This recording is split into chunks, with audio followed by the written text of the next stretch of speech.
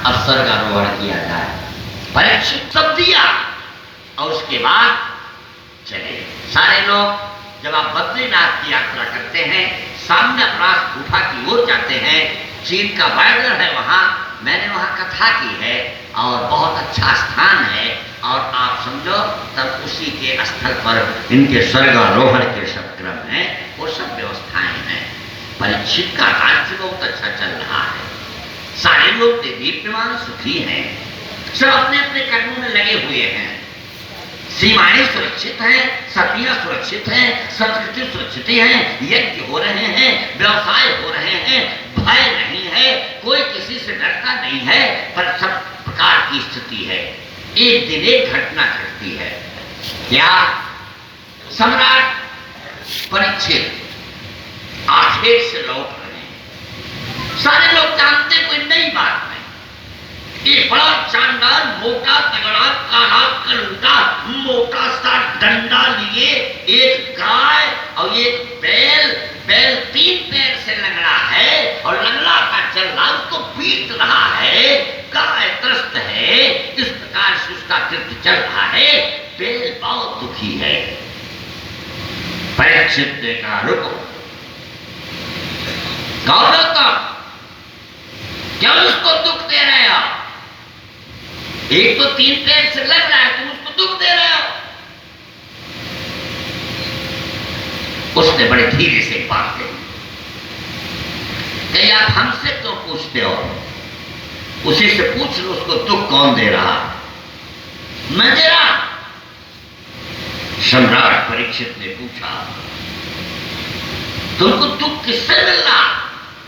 कहा सम्राट हमको दुख कहां से मिल रहा है इसका निर्णय करना बहुत कठिन है। अगर हम वेदांत शास्त्र की दृष्टि से देखने का प्रयास करेंगे तो नायमात्मा ब्रह्मण्य नास्ति किंचन, हम ब्रह्म तत्व को न समझकर माइक प्रपंचों में जागतिक वृत्तियों की दृष्टि से जीवन यापन कर रहे हैं तो जगत को सत्य समझ लेना ही तो दुख का कारण है। जब ब्रह्म को सत्य समझ लेगा तो दुख नहीं होगा। ये वेदांत की दृष्टि से नायमात्मा ब्रह्म, सांख्य की दृष्टि से हम तत्व को नहीं समझ पा रहे हैं। स्थूल सूक्ष्म कारण ये 3 शरीर है और उसमें तत्वों की गणना है और तात्विक दृष्टि से तत्व को हम समझ लें, परम तत्व परमात्मा है और उसको न समझना ही तो दुख का हेतु है। जब हम ज्योतिष शास्त्र की ओर जाते हैं तो हम ग्रहों को दुख का कारण समझते हैं। मंगल हमारा विपरीत हो गया, एक्सीडेंट होगा, निश्चित सत्य है, उधर की वेदना होगी, हमको मूंगा रत्न धारण करना पड़ेगा, बृहस्पति हमारा ठीक नहीं होगा, बुद्धि का क्रम होगा, पुखराज की ओर चलना पड़ेगा। ज्योतिष शास्त्र के संदर्भ है। शनि बिगड़ गया तो ग्रहों की दृष्टि से ग्रहाधीनम जगत सर्वम, तो निश्चित रूप से हम ग्रह हमको दुख देते हैं। जब आप आयुर्वेद शास्त्र में जाएंगे तो वात पित्त कफ इन्हीं 3 से शरीर का संचालन है और ये वात पित्त कफ अगर इसकी स्थिति बिगड़ जाती है तो दुख का हेतु हो जाता है, उसकी अवस्था का परिसंदर्भ वो बन जाता है। होम्योपैथ में सोरा सिविल साइकोसिस की एक व्यवस्था है।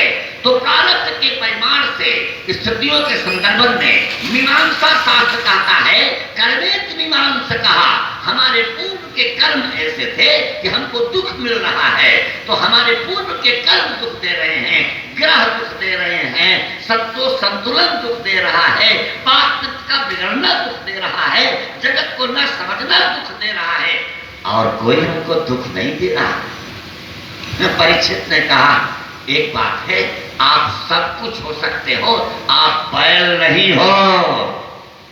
बैल ये उत्तर नहीं दे सकता, साक्षात बताओ आप कौन हो? तो कहा मैं धर्म हूं और ये पृथ्वी है गाय, और ये जो चांडाल आपको दिख रहा है कहा कली शयानो भवती, ये कली है, कलयुग। संज्ञान द्वापर जा रहा है, कली आ रहा है तो उसका आगमन है। तो कहा ठीक है, कहा तुमको किसने लगड़ा किया? कहा किसी ने किया नहीं, हमारे 4 पैर हैं, सत्य तक दया दान, कली ये सत्य की अवधारणा का निर्धारण बहुत कठिन है। तपस्या करना बिल्कुल आसान काम नहीं है। तपा स्वाध्याय निरतम, थोड़ा बहुत तप करना ही मुश्किल काम है, ज्यादा क्या कोई करेगा। हाँ, एक चीज है, दान मेकम कलम जुगे, कलयुग में किसी भी प्रकार से ये दान करना फलदायक होगा। बहुत सोचिए भाई। ता था दा धा ना तब या रा ला वा। बैठे उपेंद्र शास्त्री जी, उपाध्याय जी, संचालक जी। किसी बच्चे को पहले दा अक्षर पढ़ाया जाता है, तब ला अक्षर। जिसने कभी दिया है उसी को लेने का अधिकार है, और जिसने दा नहीं पढ़ा है वो ले नहीं सकता। बड़ी बड़ी पैलेसियल बिल्डिंग देखिए, बड़ी बड़ी, वो कभी दिए हैं तब आज ले रहे हैं। रिक्त स्थानों की पूर्ति करो, सवाल आता है।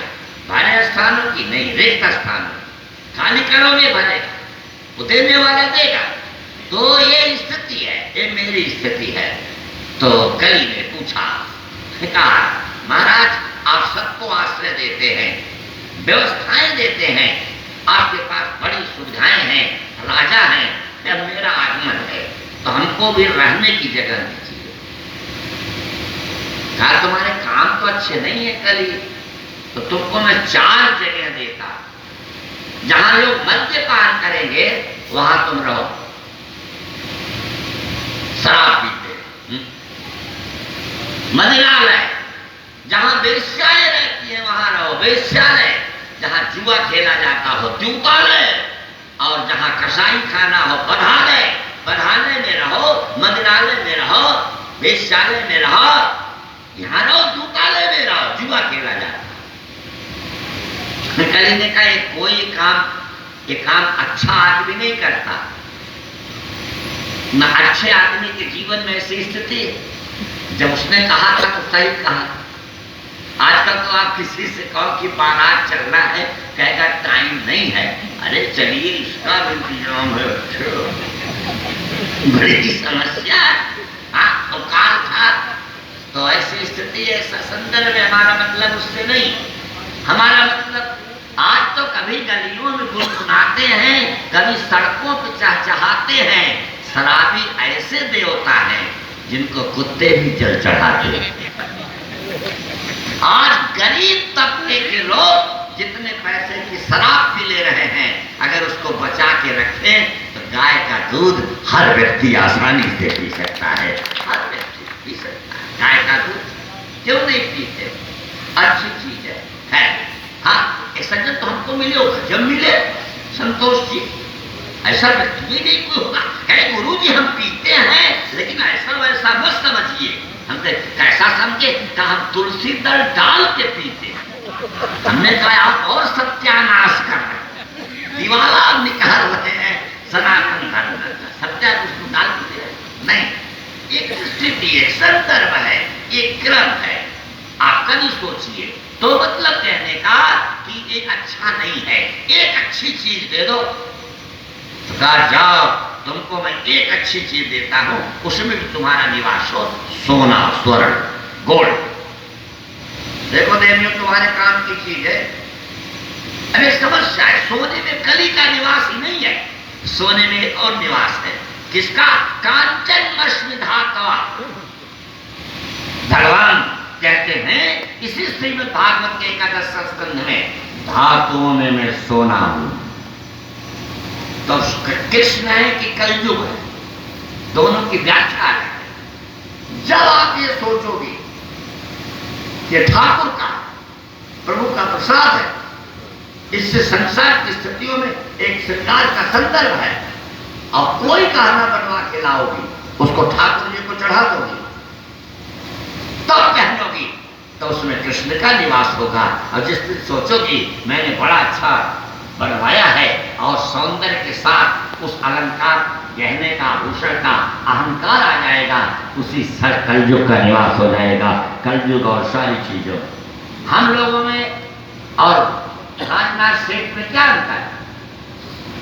अंतर ये है कि हम लोगों की दृष्टि जो है, आप समझो, उसके मूल प्रकृति के चिंतन के क्रम में अपने आस्वाद की ओर रहती है। अब ये पूरा आप समझो, ढंग से आपका श्रृंगार करते हैं, आपका साधन संपन्न बनाते हैं, आपकी व्यवस्था देते हैं और रखते रहते हैं। और जब आप जाओ तो आपको सजाने के लिए तैयार रहते हैं और समझते हैं कि मेरा जो समाज सामग्री है, स्वर्ण है, जन कल्याण के लिए।